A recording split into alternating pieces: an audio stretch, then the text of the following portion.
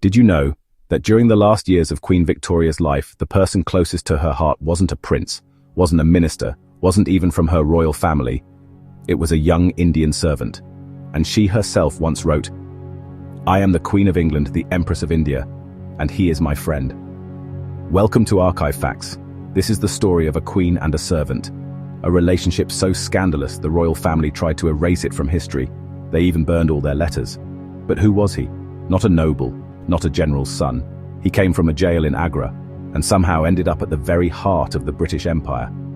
Queen Victoria trusted him more than her ministers, gave him a place no one else had, not even her own children. The royal court whispered, "He's manipulating her.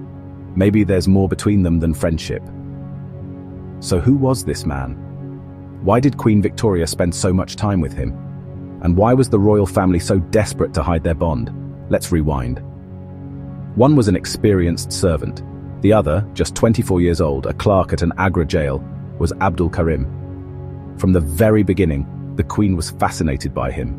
She even wrote in her diary, "Tall, with a fine, serious face."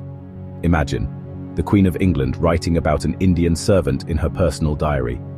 Soon, Karim did something no one expected. He cooked her a meal. Spices from Agra, chicken curry, dal, pulao. The Queen loved it so much she added it to the royal menu. But more than food, he gave her something else: connection. He learned English quickly. She asked him to teach her Urdu, and just like that, a servant became a teacher. She herself wrote, "I am learning a few words of Hindustani to speak to my servants. It interests me deeply." From then on, Abdul Karim was no longer just a servant. He was part of her inner circle. But in the royal court, this was outrageous. An Indian, a dark-skinned foreigner, eating at the Queen's table, living in royal residences, traveling with her everywhere. Jealousy burned through the palace halls. Some even cursed him, wishing for his death. But Queen Victoria didn't care. She gave him titles, gifts, and respect, because she knew once she was gone, no one else would. In fact, in her final wishes, she demanded Abdul Karim be among the mourners at her funeral, a place usually reserved only for family. And indeed, when she died on January 22nd, 1901, the last person to see her face before the coffin was closed was Abdul Karim. But then, everything changed. King Edward VII threw him out of court, sent him back to India, and ordered all the Queen's letters to him burned before his eyes. His story was erased, or at least, they tried to erase it.